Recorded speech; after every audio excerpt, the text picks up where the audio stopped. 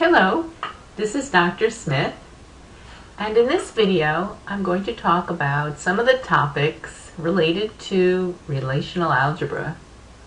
This video is intended for students who are in a database course and may be asked to read a little bit on relational algebra.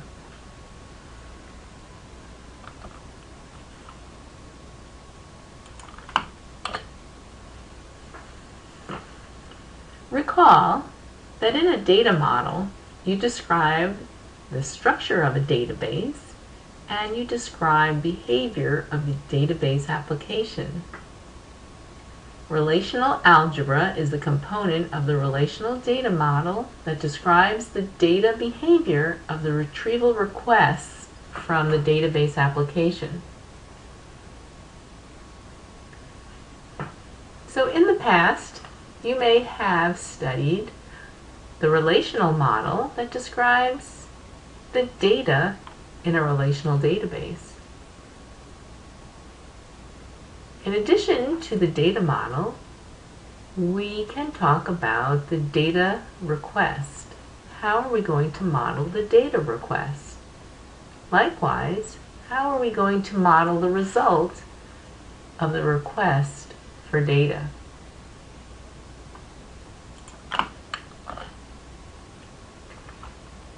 When you studied the relational data model, you probably were introduced to graphics that are similar to the one before you. In this case, we use a picture of the data to represent what the data would look like within the relational data model. So, for example, EMP can be described as a table. This table is sometimes characterized by column headings, also known as attributes, and the instances of the data listed below the column heading. So this is a picture of a data model. This is sometimes called the logical view of the data model. But perhaps we can introduce a slightly different way of looking at this model. Instead of looking at it as a table with column headings and instances of the data, let's suppose I tell you that this graphic really represents what is known as a set of data. So, EMP is the name of a set. The set contains only elements. There are no column headings in a set. If you remember, a set is just a group of items. And somehow or other, we want to denote the fact that the elements of the set consist of an entry of data that you might describe as corresponding to a row. To do that, we say that this set consists of tuples. In this sense, then, each tuple has 3 elements. And we consider a tuple an ordered list so that the first element corresponds to an employee number, the second element the employee name, and the third element, in this case, the title of the employee. With that in mind, the column headings, even though they're not part of the set, they represent the possible values of the components of the tuple element. So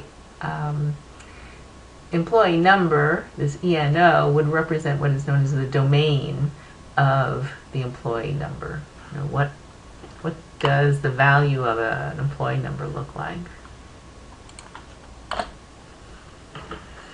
When we talk about a set of data within the relational model, we call that set of data a relation.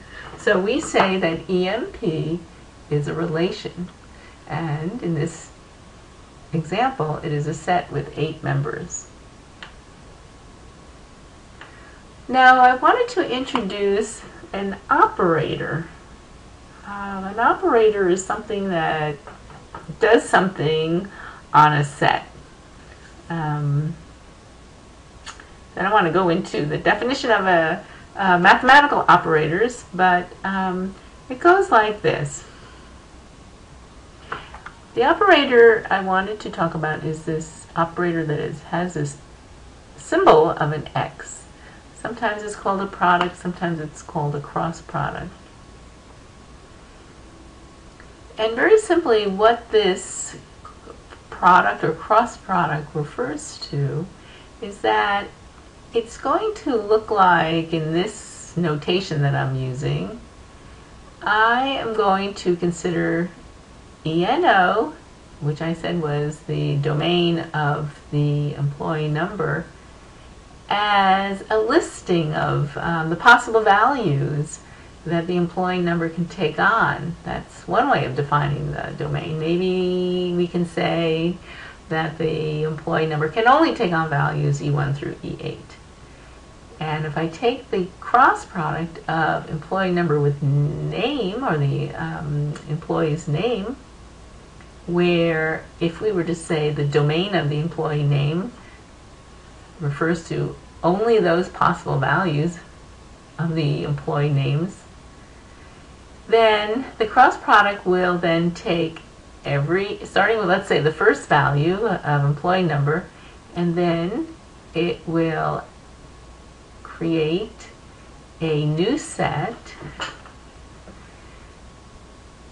that consists of the first element, then the second element. Now, the first element is from ENO, the second element is from EN name, and because I'm crossing it with title, the third element is electrical engineer. And then I repeat the first element and I cross it, let's say, with the second element of employee name.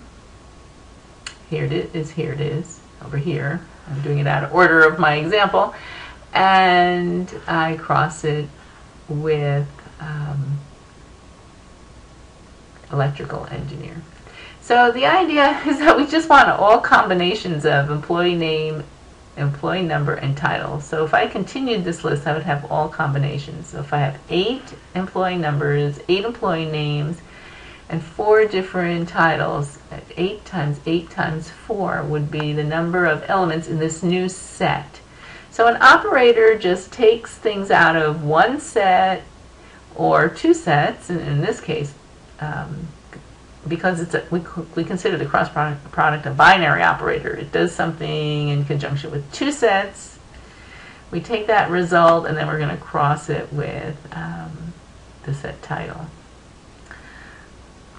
Well, in any event, by doing so, we can say that this set does not represent the employee data set. What this is just a way of illustrating that the employee set of data is a subset of the set of data created when we cross all these possible values. Why am I talking about this? Well, I just find that it's an operator that many students may not be familiar with when they talk about set operations. Just as an aside, the most common set operations you know about it are things like adding, subtracting, or let's just say adding and multiplication, where you add 2 numbers and two real numbers. The result is a number in the real set of numbers. Here, when we have an operator, in this case, our result is not within the set of that we operated on. We created a new set. That's a little bit of, I don't even remember where I learned that. Okay, so when we talk about relational algebra, which is a way to formulate a data request where the data is represented in a relational data model, This was done by E.F. Codd in 1972, and he defined the set operations on a relational database, and they're listed here.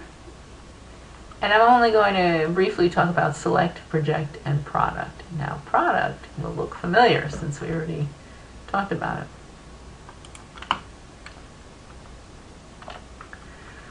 So, when we talk about select, we always want to think about selecting tuples from a relation. And formally, the tuples that are requested from a relation oftentimes are restricted, and that restriction is described by a condition, or it is also sometimes referred to as a selection predicate. So if we have EMP, which is a relation, a set of data, and we also know that it has an attribute, or the first tuple, or the first element of the tuples are restricted by the domain described by ENO, that we can create an expression here that tells us what tuple we are requesting from the relation. So the construction of this notation is not too hard. We read this as select from the relation EMP, subject to the condition that we want to select the tuple where the value of the employee number is equal to E1. And if we express that in set notation or mathematical notation or a combination of both, we see that this expression is equal to, or results in, a set. We indicate that with braces. And we're suggesting that we are taking an element out of that relation. Remember, the element of that relation is called a tuple. We're taking elements, any element that satisfies, or as we read this horizontal line, such that, all tuples such that the tuple whose element ENO is equal to E1. That is the selection. So we select all tuples such that the value of ENO is equal to E1. And as we know, there was only one tuple with employee number 1, and I express it here.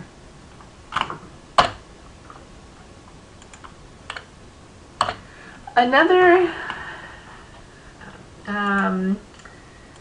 operation on a relation is called a projection. So we project on a relation using this notation. This is called a pi. By the way, in that previous slide, this is a sigma. Whoop. So a projection always extracts specified attributes from a relation. Attributes meaning that column that we referred to earlier in the tabular representation of our relation. So in any event, we let EMP be a relation that contains an attribute ENO, employee number. So we want to project from the employee relation. Notice how we put the relation name inside the parentheses. This operator is on the outside. And here's our restriction, ENO. And what we're doing is we're selecting the column or attribute ENO from the employee relation. And if we express it in this notation, this says we're going to extract all tuples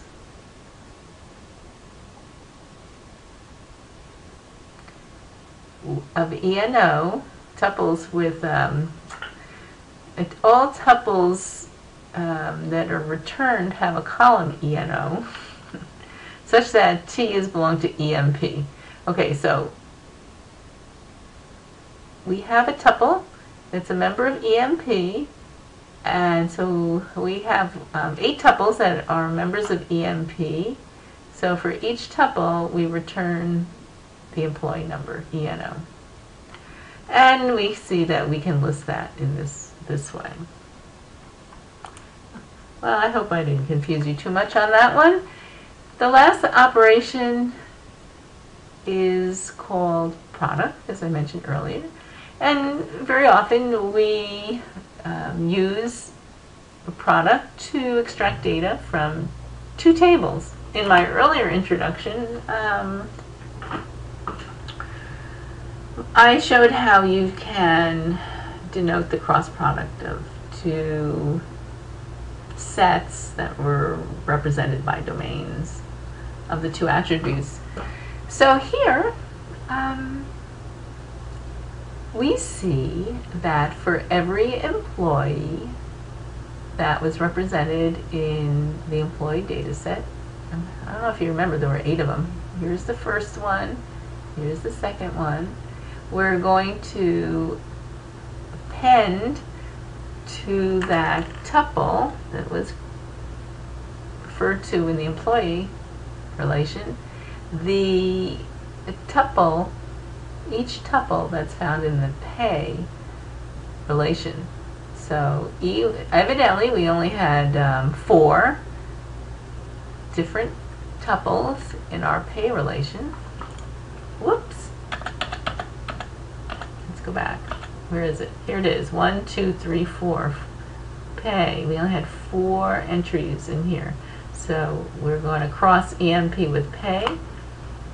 So for the first tuple, we are going to append it 4 times, once with each possible tuple in the pay relation. And that's what we show here.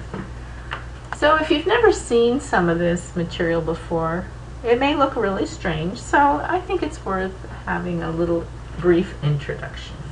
Thank you.